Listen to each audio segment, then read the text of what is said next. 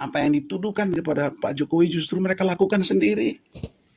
Wow, bagaimana mungkin ya, baik hati banget ini Arteria Dahlan ya kok menyerang. Saya berempati dan simpati kepada mereka-mereka yang berhasil kerja keras memenangkan hati rakyat, tetapi kemudian pada akhirnya harus tunduk di bawah apa yang disebut dengan kedaulatan ketua umum dan sebagainya. Ini demokrasi yang sebenarnya dirampas ya, diambil alih secara paksa atas nama kepentingan partai, atas nama kedaulatan partai, kedaulatan otoriter dari ketua umum. Nggak mereka teriak-teriak politik dinasti? Nggak ada, karena semua ini ya untuk kepentingan partai mereka, demi melanggengkan kekuasaan partai mereka. Berbanding terbalik. Gila, sakit sih PDIP. Jadi, lu masih percaya PDIP anti politik dinasti?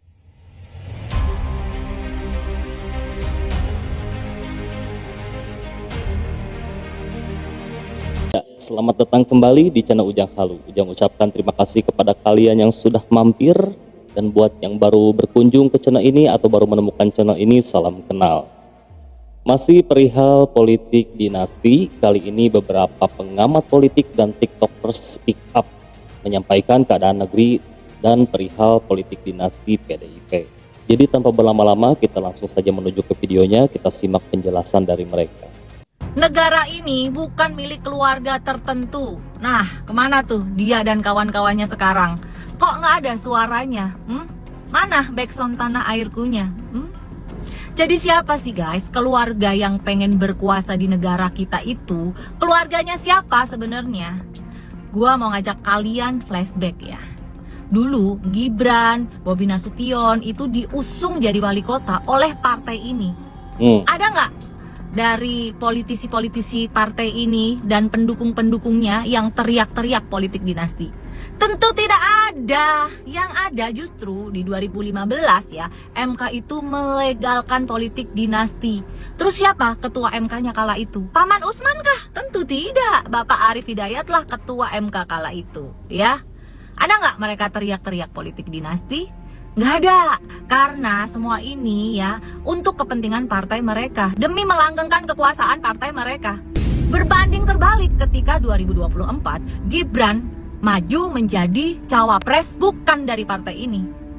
Barulah mereka teriak-teriak politik dinasti. Barulah mereka kompak menyerang Jokowi dan keluarga. Padahal kalian harusnya melihat rekam jejak kalian sendiri. Nah lo, ya. Mantap.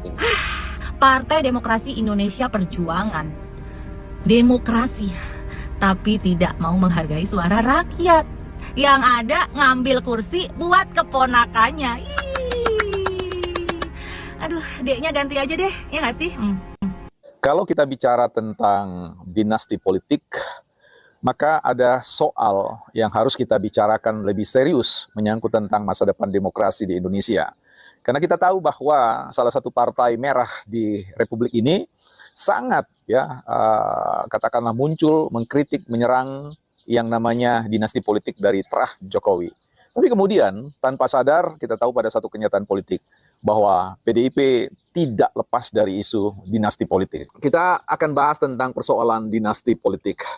Mungkin teman-teman akhir-akhir ini mengikuti perkembangan politik dari sisi munculnya katakanlah adanya karpet merah yang diberikan kepada partai merah, khususnya pada cucu Soekarno, ya kalau tidak salah, mohon maaf kalau saya keliru, untuk menggantikan calon yang terpilih dari PDIP yang kemudian diklaim bahwa itu bukan kemauan dari yang bersangkutan, tetapi ada satu desakan, ya desakan. Nah ini membawa kita pada sebuah ingatan pada yang terjadi pada Nasdem, ya, di mana ketika seorang gubernur, ya, tidak bisa memenangkan hati rakyat dan kemudian diberikan karpet merah oleh mereka sehingga yang layaknya terpilih kemudian tidak lagi menjadi hal yang terpilih.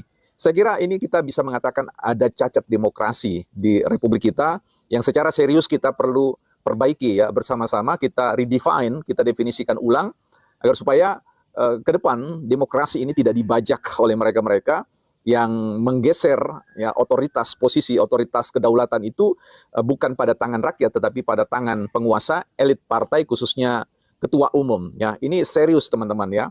Jadi saya kira saya berempati dan simpati kepada mereka-mereka yang berhasil kerja keras memenangkan hati rakyat, tetapi kemudian pada akhirnya harus tunduk di bawah apa yang disebut dengan kedaulatan ketua umum dan sebagainya.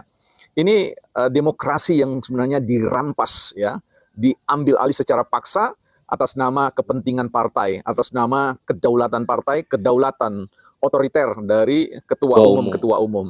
Kalau hari ini ya kita melihat bahwa adanya partai-partai yang kemudian menyodorkan mereka-mereka yang sebenarnya tidak terpilih dalam konteks pesta demokrasi itu yang tiba-tiba muncul sekalipun dengan argumentasi rasionalitas yang seperti apapun, ya tetap saja bahwa kita perlu meng-underline untuk menggarisbawahi bahwa demokrasi kita di Indonesia ini telah dibajak oleh ketua umum. Sayangnya kemudian ya lagi-lagi presiden kita Jokowi yang selalu menjadi bulan-bulanan ya dalam perspektif mereka ya, bahwa Jokowi membangun sebuah dinasti politik yang kemarin kita lawan dengan dinasti kesejahteraan, bahwa dinasti politik no, tetapi dinasti kesejahteraan yes, itulah yang kemudian kita lihat pada terah Jokowi ya, karena itu mendapatkan legitimasi secara variabel yang ditunjukkan pada kinerja-kinerja yang sudah diapresiasi oleh ratusan juta ya, bukan segelintir atau sekelompok orang. Arteria Dahlan, ada apa dengan perpolitikan di tubuh PDIP hari ini? Secara terang benderang kita melihat pengunduran diri Arteria Dahlan dan menyerahkan posisinya kepada cucu Bung Karno, ponakan Megawati, menegaskan mengenai sesuatu yang dipersoalkan oleh orang-orang PDIP, termasuk Adiana Pitupulu, termasuk Deddy Sitorus, kemudian ya para politisi PDIP yang tidak senang dengan Jokowi, kemudian menuduhkan dengan menarasikan Jokowi adalah melakukan politik dinasti, ya. Jadi dengan kata lain mengabsenkan PDIP dan atau keluarga Bung Karno, ya. Saya sendiri sebetulnya tidak mempersoalkan itu, sejauh orang itu berkualitas, kenapa tidak, ya. Dan apa yang dituduhkan kepada Pak Jokowi justru mereka lakukan sendiri. Wow, bagaimana mungkin ya, baik hati banget ini Arteria Dahlan ya, kok menyerahkan kursinya kepada cucu Bung Karno. Sangat tidak demokratis. Tapi itu yang terjadi. Karena Arteria Dahlan menurut dia ya, dalam wawancara dengan wartawan yang sudah tersebar luas, bahwa dia mau mengabdi kepada keluarga Bung Karno. Megawati adalah manajernya. Jadi bukan rakyat ya, yang seharusnya sudah pilih dia untuk berjuang di Senayan, tetapi kok diabaikan begitu saja ya kepercayaan rakyat dan dikasih kepada orang yang jelas-jelas tidak dipilih. Cuma karena berdasarkan keturunan Bung Karno. Wow, dengan segala hormat kepada perjuangan kepahlawanan Bung Karno, tetapi rasanya amat tidak pas ya sebetulnya dengan keinginan rakyat. Dan oke lah, ini sudah terjadi. Jadi berhentilah untuk menyalah-nyalahkan orang demi kepentingan. Ya. Belakangan ini Jokowi terus makin diserang, tetapi keyakinan saya tidak mungkin itu memberi pengaruh yang luas, oleh karena dukungan rakyat terhadap Pak Jokowi itu semakin besar. Ya, saya sih sebetulnya tidak menunjukkan keberpihakan kepada Pak Jokowi secara membabi buta. Kita lihat fakta aja apa yang dilakukan oleh Pak Jokowi selama 10 tahun kepemimpinan. Luar biasa, walaupun juga di periode kedua dilanda oleh COVID selama 3 tahun, tetapi bangsa ini memperlihatkan kemajuan yang tetap signifikan dan dihargai di mata internasional. Kalau mau bilang Indonesia sekarang sedang tidak baik-baik, itu narasi dari para pembenci. Justru Indonesia sekarang semakin maju. Belum negara maju, tetapi semakin maju. Dan kita berharap Pak Prabowo Gibran akan melanjutkan perjuangan Pak Jokowi dan juga seluruh rakyat yang memberikan dukungan kepada apa yang dilakukan oleh Jokowi dalam kepemimpinannya selama 10 tahun, 2 periode. Oke, tetap semangat rakyat bangsa Indonesia yang punya hati yang baik, dan yang hati benci biarlah dia terus membenci, mudah-mudahan bisa berubah. Oke, kiranya Indonesia makin jaya Oke, selamat sore. Lu tahu nggak apa yang terjadi di balik PDIP bener-bener ngeri? Ngeri gimana maksudnya, Pak? Jadi gini, di pemilu kemarin PDIP itu dapat 2 jatah kursi di Dapil Jatim 6. Nah, kursi pertama yang dapat itu Pulung Agustanto, adiknya Pramono Anung. Kursi kedua yang dapat itu Sri Rahayu. Oke, berarti mereka terpilih nih ya jadi anggota DPR. Yoi, otomatis. Tapi yang apes, Sri Rahayu sama Arteria Dahlan ada di satu dapil yang sama dengan cucu Soekarno, Pak. Emang kenapa kalau satu dapil? Nah, ini yang seru.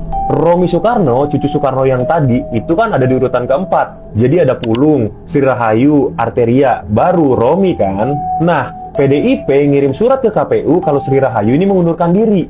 Gua nggak tahu apa alasannya. Oke, terus? Kalau kayak gitu, yang mestinya naik Arteria dong, urutan ketiga. Tapi di tanggal yang sama, PDIP juga bilang kalau Arteria mengundurkan diri. Ancuk, berarti mereka berdua dicekal dong ya? Bahkan Arteria aja bilang kalau ini tuh bagian dari melayani ketua umum dan keluarganya. Apalagi yang naik ini bagian dari Royal Family. Gitu katanya. Wah, gila. Sakit sih PDIP. Jadi, lu masih percaya PDIP anti politik dinasti? Nah, apakah kalian masih percaya kalau PDIP itu anti politik dinasti? Silakan simpulkan sendiri di kolom komentar. Ujang ucapkan terima kasih kepada kalian yang sudah nonton. Semoga kalian dan keluarga selalu diberi kesehatan. Ujang lu pamit, sampai jumpa.